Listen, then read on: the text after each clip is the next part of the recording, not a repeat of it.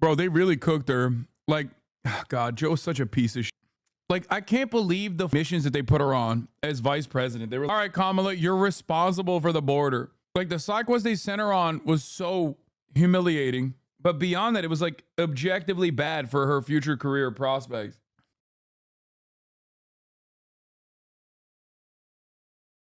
And so over the next Explain double 106 Portuguese? days, I don't know. we are going I don't know to what that take chatter meant. our case to the American people, and we are going to win. From the presidential headquarters in Delaware, Vice President Kamala Harris taking over the campaign office from Joe Biden. We are deeply, deeply grateful for his service to our nation. Who called into the event while recovering from COVID after stepping down from the race. Joe, are you watching? You hear this clapping? Can you see it? I'm watching. I'm watching. I knew it. Voters reacting to the news. I think for her to carry the torch makes sense. My biggest thing is making sure that Trump doesn't get in the White House. But I really want to know, too, what her policies are. That's the big thing for me. Harris preparing for her biggest moment yet, as she seems poised to become the first black woman and Asian American to lead a major party ticket. She's been a trailblazer throughout her 30-plus years as a public servant. I will be the first, but I will not be the last. You know, I was raised by a mother who said that to me all the time. She's now racked up endorsements, including former Speaker Nancy Pelosi. The newly launched Harris campaign raising a record $81 million in the first 24 hours. As she steps into the spotlight, Harris will face criticisms of her past from both Republicans over issues like immigration and Democrats, wary of her time as a prosecutor and her sometimes bumpy public persona. I love Venn diagrams. It's just something about those three circles and the analysis about where there is the intersection, right? Yeah, I see people that you agree with me, right? We did it. We did it, Joe. Some may think of Harris in the context of her memorable moments and comments that have gone viral. My mother she would give us a hard time sometimes, and she would say to us, I don't know what's wrong with you young people. You think you just fell out of a coconut tree?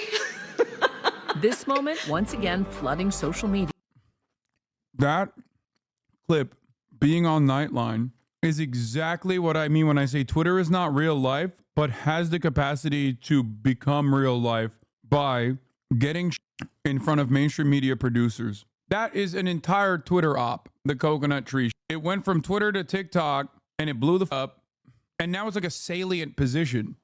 It's something that's getting coverage from Nightline. That's crazy. You think you just fell out of a coconut tree? Pop star Kesha even releasing a remix of her song Blow featuring Harris. You think you just fell out of a coconut tree? Dance. She's famously been portrayed by comedian Maya Rudolph on SNL. The Democratic Party needs to stop taking black women for granted. Specifically one black woman. Me. To her husband Doug and stepchildren, the 59-year-old political veteran is Mamala. And I've had a lot of titles over my career. And certainly, vice president will be great. But Mamala will always be the one that means the most.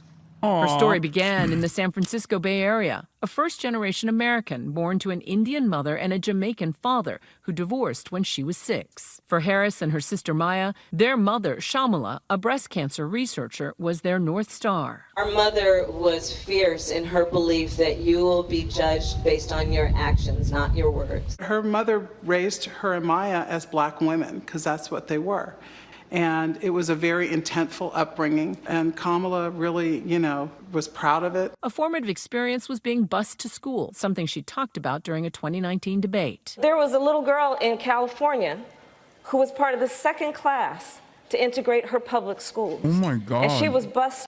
Joe Biden's face looks so different in 2020. Bro, I know that's not the point here, but God damn, bro. 2019, sorry, not 2020. Bro, what did they do to him? They cloned him. Now I believe it. I'm a clone guy now. They cloned him and they put an objectively worse version, an objectively worse clone. To school every day. And that little girl was me. Every school day of the year in Berkeley, the buses move almost 3,500 children across town. To be able to be bused and go into this other environment, it transports you into a whole nother little, universe. It just expands your mind. If the bus driver needed to say something and the kids were talking, Kamala would make sure, people tamped down so that everyone can listen to what the bus driver was saying. Is that a be on TV? Yeah. Is we? I recall her saying that she wouldn't be senator if she hadn't had that opportunity. She went on to study at Howard, a historically black university, where she was on the school's debate team, preparing for her law school at UC San Francisco. She did the work. There was nothing given to her. And it was hard. She was one to not let anyone tell her who she was. She worked her way up the political chain, first as deputy district. Chat, you already know it's ACAB, baby. Assigned cop at birth. Fuck you think that means, bro? You get cop instinct. Yeah, exactly. At the age of 6, she was already a cop. Attorney in Oakland in the 1990s, prosecuting gang violence, drug trafficking, and sexual abuse. In 2004, she became the first woman in San Francisco's history to become district attorney. She was later elected California's Attorney General, the first female and person of color in that position, before going on to join the U.S. Senate in 2017. At the time, she was only the second black female to become a U.S. senator. I intend to fight. I intend to fight for Black Lives Matters. I intend to fight for truth and transparency and trust. Harris became known for her work on the Judicial and Intelligence Committees, with a strong stance on civil and abortion rights, which she grilled future Supreme Court Justice Brett Kavanaugh about during his nomination hearing. Can you think of any laws that give the government the power to make decisions about the male body?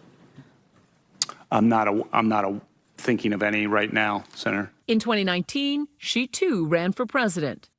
Sick of this? Well, think about this. Taking aim at Donald Trump in this campaign ad. He's tearing us apart. She'll bring us together. On the debate stage, she got tough with Joe Biden. It was hurtful to hear you talk about the reputations of two United States senators who built their reputations and career on the segregation of race in this country. Joe Biden then tapping her as his running mate in August 2020. Harris's debate skills were put to the test against Vice President Pence. Joe Biden has been very clear. He will not raise taxes on anybody who makes less than $400,000 a year. He said he's going to repeal the Trump tax cuts. Mr. Vice President, I'm speaking. I'm speaking.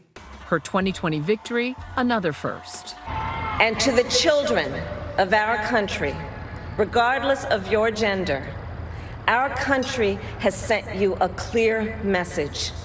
Dream with ambition, lead with conviction, and see yourselves in a way that others may not, simply because they've never seen it before. But know that we will applaud you every step of the way. As vice president, Harris has taken the lead on the abortion rights. Here's the other show. She literally hemorrhaged her staff throughout the entire 4 years. and objectively was goofiest and routinely had issues with that. Routinely had issues with staffing.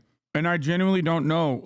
I don't know what her actual ideological positions are. I don't know what her what the staff looks like around her now. No, the demon is Klobuchar. Rights issue following the Supreme Court overturning Roe v. Wade. America must trust women. America must honor individual choice. America must defend freedom. In 2021, President Biden tasking Harris to lead diplomatic efforts with 3 Central American countries to address the root causes of migration. The White House praising her work, but Republicans have hit her hard on the immigration issue. Kamala had one job, and that was to fix the border. Now imagine her in charge of the entire country. In 2021, after Harris was criticized for not visiting the southern border yet as vice... Bro, they really cooked her. God, Joe's such a piece of shit. I can't believe the missions that they put her on as vice president. They were like, what's our least strong position? That's right, the border. all right, Kamala, you're responsible for the border. Like the side quest they sent her on was so humiliating. But beyond that, it was like objectively bad for her future career prospects.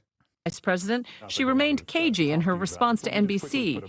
At some point, we are going to the border. We've been to the border. In her very first overseas trip as vice president, she told Guatemalan migrants to not come to the U.S., drawing criticism from immigration advocates. Do not come. The United States will continue to enforce our laws and secure our border. While Republicans had previously hammered Biden for his age, the script has now been flipped. At 78, Trump is now the oldest presidential nominee in history. Trump reacting to the campaign shakeup on his Truth Social, posting a series of seething messages saying he will now have to start all over again. Trump himself was once a supporter of Kamala Harris. He donated $6,000 to her 2014 campaign for re-election as California Attorney General, including this check for $5,000. Harris heading to Wisconsin to campaign on Tuesday. We have doors to knock on. We have people to talk to. We have phone calls to make. And we have an election to win. Ready with her own message. And are we willing to fight for it? And when we fight, we win. President Biden returns to Washington, D.C. tomorrow. We're going to begin this hour with a look at the surge in donations for Vice President Kamala Harris. Her campaign reports it has raised more than $100 million since President Biden stepped aside on Sunday and endorsed her. Top donors in Hollywood and on Wall Street have signaled their support. But can she compete with former President Donald Trump's ever-growing war chest? Remember, at one point, Elon Musk said he was going to donate $45 million a month. That's a lot. So Jolene Kent has been crunching the numbers. Jolene, good morning. Good to have you in the studio. It seems like there are a lot of numbers to crunch. There are so many numbers to crunch, Gail. Good morning. And since Vice President Kamala Harris received President Biden's endorsement on Sunday, we've been hearing from some deep-pocketed Democrats. She's a close supporter of AIPAC, spoke there multiple times. Israeli far-right people are not displeased about this. Dude, there are less than a handful of American congresspersons who have not spoken to AIPAC and are not like unimaginable ultra-Zionists, okay? And if you think the Israeli far right is actually stoked on a black Indian woman, I don't know what to tell you. I feel like you've never met the Israeli far right. No, they want Trump, okay? The Israeli far left wants Trump over Biden. Even they are like, what are you talking about? Do you not remember what happened when Obama was president? Obama gave him $38 billion. And they still consistently kept saying that he was dumb and black and Muslim. And that's why he did the Iran denuclearization agreement and also was a Jew hater. Like, that's how they talked about Obama. Obama gave him $38 billion over the course of 10 years. Democratic donors hoping to make up lost ground in the fundraising battle against the former president. Pretty crazy, yeah. The cash and the calls are flooding in for Vice President Kamala Harris. I had over 400 texts, emails, and phone calls from people saying, I want to raise money, I want to donate money, I want to be involved, let's go win this, how can I help? John Hennis is the former finance director for Harris's 2020 presidential campaign. And I actually see this short amount of time between now and the election to be a good thing, because we are all coming together as a party. Former President Trump has a massive war chest. Can Vice President Harris catch up? Yeah, there's no question. Since Sunday, the campaign says it's raised more than $100 million, the largest one-day haul in presidential history, plus $150 million donated to super PAC Future Forward, with more than 500,000 grassroots donors giving for the first time this cycle. We are seeing everyone from the $10 donor to the $1,000 donor showing their support for the vice president. What are you hearing from women donors? There's just excitement across the board. She's never backed down from a challenge. Harris has also inherited $240 million that's been controlled by the Biden campaign. We trust women to know what is in their own best interest. She and her running mate can use Biden's campaign funds because she was already running with the president. From the moment we take back the White House from... And the pressure is on. The Biden campaign fell behind Trump in cash on hand for the first time last month as the former president drew the support of... Imagine having this much support with zero charisma. I can't imagine it. The last time this happened was in 2020 when the dude was a cadaver. And by the way, you need to understand something. I think that played a big role in why Republicans were so insane afterwards. Like, they were spiritually so shattered by that reality where they were like, how could this cadaver defeat my God King Trump?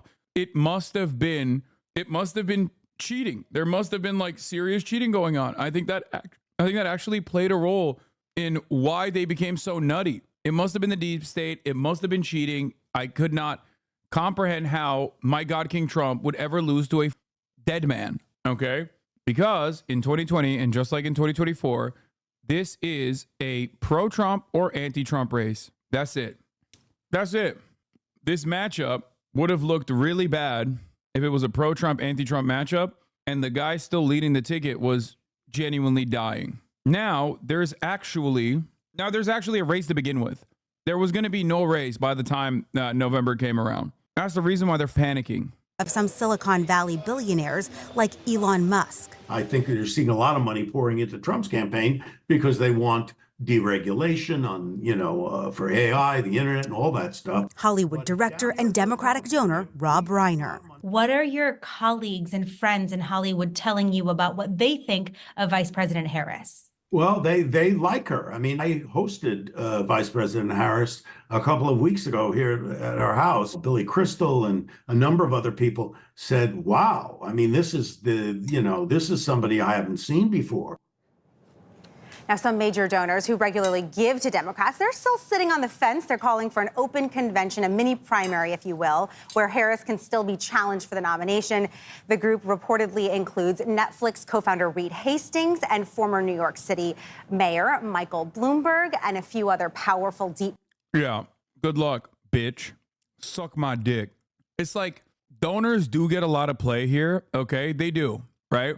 But make no mistake. If their wishes were completely antithetical to what people were demanding on the ground, I would have told you that in this previous media cycle. Okay? Like, it was a unique moment where like maybe some donors had their own aspirations and their own goals and their own agendas, but overall everyone aligned in this very weird moment where people like Cenk, people like myself were completely aligned with Nancy Pelosi, right? And the donors were aligned with the actual popular interest of the Democratic Party, or the Democratic Party's base of support. That doesn't mean that big ticket donors get to sway or big ticket donors get to like change the nominee, for example. Like that's not how this works at all, and it won't work that way anyway. Pockets in Silicon Valley. Those are big names, but there are definitely bigger names on the other side. It feels like they're spending more and more money to reach a smaller and smaller number of persuadable people in the middle. Yes, exactly. Persuadable people in certain swing states, and a lot of money you're going to see funneled in that direction. But what's so interesting is that you're seeing most of the big guns and the deep pockets coming off the sidelines within the moments after President Biden endorsed Harris. So far, can you tell, is it a lot of small donations from people who have never donated before, or is it the big pockets? So of the $100 million that's been raised by the campaign, according to the campaign, a majority, 60% of those are small donor people who've never donated before. So that's what makes up most of these donations. And more people volunteering. I think it's interesting how quickly she seems to have caught people's attention and got people excited. And what's interesting here, too, is the momentum. Can they maintain that momentum, continue raising those dollars? See, we're going to be watching. We're going to be watching. Jolene, thank you very much. Democrat mega donor. Normal, okay? Like, look at this. This is gross. Like, this isn't just like, oh, that's just sexist, right? Because it is, but it's also like a gross kind of sexism. Like, you're not even... Not to say that all sexism isn't gross, by the way, for all the liberals in the chat that are going to yell at me. Like, people have the capacity, if they're humorous, to make like tricky and maybe even sometimes edgy jokes about certain things that you're not normally supposed to say. But that requires some level of understanding of the target audience and some level of understanding of the groups that you're trying to make fun of. This kind of on the other hand, is just like objectively nasty and will cause a negative polarization. Yeah, exactly. Women are too emotionally unstable to be president is like within the confines of like permissible sexism in the eyes of the broader electorate, right? You might even have your mom agree with that kind of sentiment because internalized misogyny is very real. But when you say women are whores and they suck dick to get to this position of power, then you've leveled up your sexism. You've leveled up your misogyny to a degree where like your mom is not going to be on board with that. Do you see what I mean? And if they continue along this, through line and just really lean into these like unimaginable takes, like these really insane takes, they will lose. This happened in 2022. Okay. Worse instincts. They have completely dropped the ball. They've forgotten what like normal people in the suburbs are interested in. This is not interested. This is not interesting to them. This is actually very gross to them. Okay. You will either A, at the very worst, cause people to literally go and vote for the other party because of how insane this is, or at best, you'll cause them to stay home. Every post polling her has comments like that are implying that she went to power sucking D. Yeah. Nope. Same goes for the overt. It won't play well. I love seeing Hasan say the same thing as me, not joking. Yeah, that's what I mean. When it comes to, you can't literally say black people are genetically inferior due to their skull density. Okay. That is so nerdy for like the average suburban Hitlerite that they're going to be like, no, dude, what the, like, what do you mean? Like, you can't say that. That's just gross. At the end of the day, something you have to remember is that like, even Nazis know Nazis are bad. Okay. Even a Klansman knows being called a is bad. So you can't drop the game and openly try to outflank people on Twitter with how you are or how sexist you are because you're running a campaign. Like, you're supposed to be trying to win this thing. This is the other side of the equation. Laura Loomer. It's time for the Republicans to start talking about Kamala Harris's sexual history and the reason why she likely doesn't have any children of her own. I'm willing to bet she's had so many abortions that she damaged her uterus.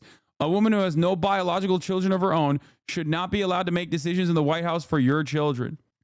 We must investigate Kamala Harris's pussy. Every Republican has to be talking about this. Phenomenal stuff. This is surefire a winning message in what will be an abortion election. Okay.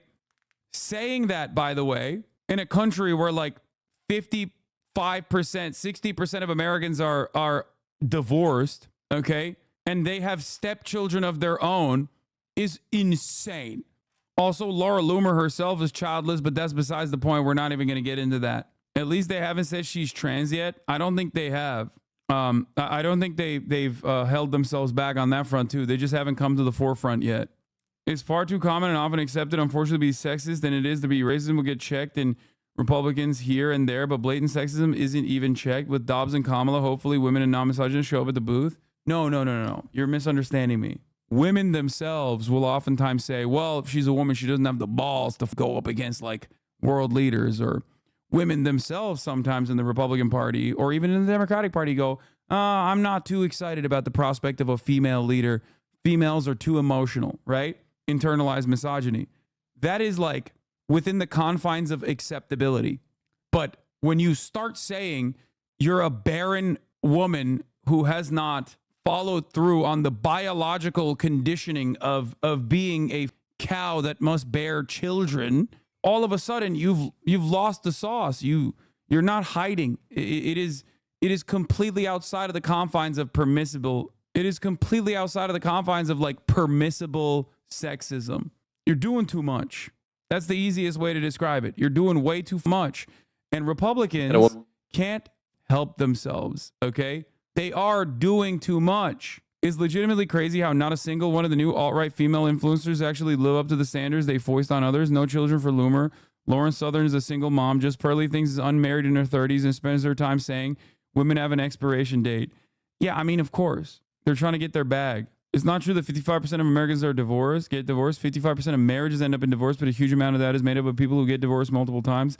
A less extreme version of how 10% of people are responsible for 90% of alcohol sales. I mean, I don't think the percentages is 10% of Americans are doing all of the divorces, though. Americans have stepchildren. There's plenty of Americans who have stepchildren. There's plenty of Americans who have been divorced. It's ridiculous to just be like, oh, if you have stepchildren, you're fake. plenty of Americans also don't have the capacity to give birth. You know what I mean? Like, you're still alienating an entire segment, multiple segments of society. You feel me? Well, maybe president. The presidency is a man. This is pretty funny. House GOP leaders urge members stop making race comments about Harris. Panic. This is panic. They have one speed, and immediately they had like a bunch of Republicans in the House come out and be like, "Oh yeah, she's a DEI candidate. She's a DEI candidate." So now they're like, "Oh, we shouldn't do that. Good luck." This divorce rate is number of currently divorced people and not yet remarried as a percentage of all individuals. What the fuck are we looking at here? This doesn't show what you think it shows, though. Deep strategy. Dems waited until the VP nom before officially promoting Kamala. Vance wouldn't be the selection if Kamala had already been tapped. No, I agree. I don't think it was strategy, though. It was kismet. I think like Biden's resilience and stubborn attitude towards not coming off the ticket actually worked in the favor of the Democrats, but it still would have been significantly better not to risk it at all and make a swift exit way before this point. I don't differentiate between nerdy or casual as a black American because it always ends up in the same place. Yeah, of course. But the difference is we're not talking about it from the framework of like upholding or at least turning a blind eye to white supremacy. We're talking about it in terms of the election. And there's a level of that you cannot move past if you want to maintain like even white voters on board. Like we're not talking about how it makes black people feel or what kind of impact it has on black people. We're talking about like white people who objectively have opinions and attitudes, or any American that has opinions and attitudes that won't feel comfortable signing their name off on something so overtly and nerdily that they're like, oh, I'm kind of grossed out by this. So yeah, 4chan style, 4chan versus Twitter. No, 4chan is Twitter nowadays. Do you hate any race?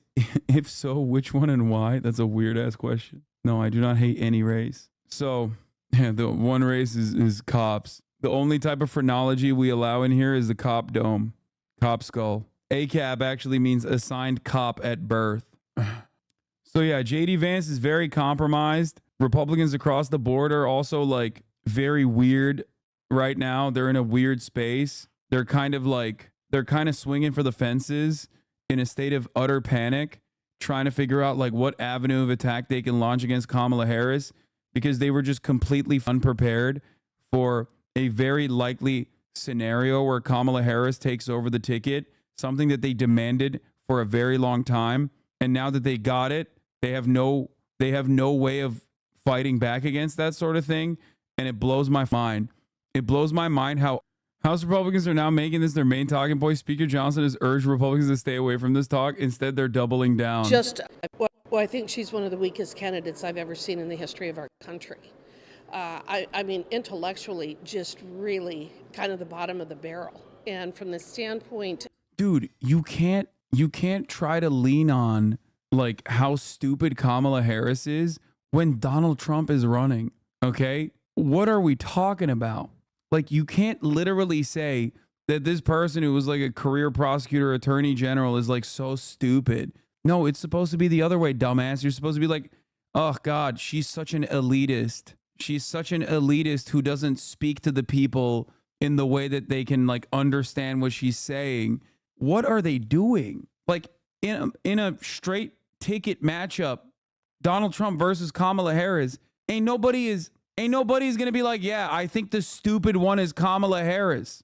Just totally racist shit. She was the AG for the largest state in the country, senator and VP for 4 years during a 50-50 divided Senate where she cast more tear-breaking important votes than any VP. What are they even saying, Lamau? Yeah, I just, like, it is also especially stupid to say this. Like, you're saying this against Kamala Harris, who has, like, you know, a solid track record in terms of, like, her intelligence. That's one thing. But she's not running against Mitt Romney. She's running against Donald Trump. Donald Trump objectively is a dumbass. He doesn't know his ass from his elbow. Like, what are we talking about? Like, he's just good at marketing. He's good at reading the room, but that's it. The only guy that Donald Trump, who is objectively a weak candidate, okay, very toxic and a very weak candidate, the only guy that Donald Trump could have potentially defeated, okay, easily And even then, it wasn't that easy because, again, he is incredibly weak, was Biden, whose brain had deteriorated, okay? In a straight matchup, you have to literally have demonstrable brain disease, okay? Like an actual diminished cognitive function to be able to look like you're, not as intelligent as Donald Trump. Donald Trump's appeal is that he is not super intelligent. Donald Trump's appeal is that he's saying what everybody thinks. Feel me? So saying this about Kamala Harris when your guy is Donald Trump is crazy. Of just who she is and the policies, the positions that she's taken, her failure to do anything in terms of the border, that sort of thing.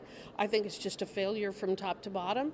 I think she was a DEI hire, and I think that that's what we're seeing. And I just don't think that they have anybody else. I just think that they're in real disarray. Yeah, no, definitely. It's the Democrats that are in a state of panic and a real disarray. No, definitely. It's not the person who's like directly and it's not the person who's like directly going against what their speaker of the party is saying and their wishes to be like, please stop saying Kamala Harris is like only in this position because she's black and inferior and dumb and a slut or whatever. Please, this is like gonna look bad. This is gonna look really bad. Can we just take one more moment to laugh at everyone who thought Biden should stay in? Lamau Jesus. This has completely flipped the race. I wouldn't say completely flipped the race, but trends are looking pretty solid. Having said that, however, it's also largely a consequence of the Republicans being in a state of panic currently and not having like an immediate response to this change. What is this? RNC research. Unknown Wisconsin. Like, what is happening? Dude, this is not a good line of attack. Kamala Harris brought her cackle to Milwaukee. Good afternoon, Wisconsin. Wow, I can't believe she's laughing. What are they doing? Dude, what are they doing? Just say she's the border czar and say she wants to tax everybody out the ass. What is going on? Tort reform would be a better point to advocate for than this. You got to admit her laughing is disturbing to watch. No, she's goofy for sure. She's definitely goofy. But like, this is not one of those moments. It's goofy when she's talking about how much she loves Venn diagrams, but that alone is not going to be a good line of attack. Okay, that's one. Like, and two, this isn't even a moment where it's like weird. Like, this is what I was trying to talk about when I was making this comparison between like Hillary Clinton and the attacks against Hillary Clinton.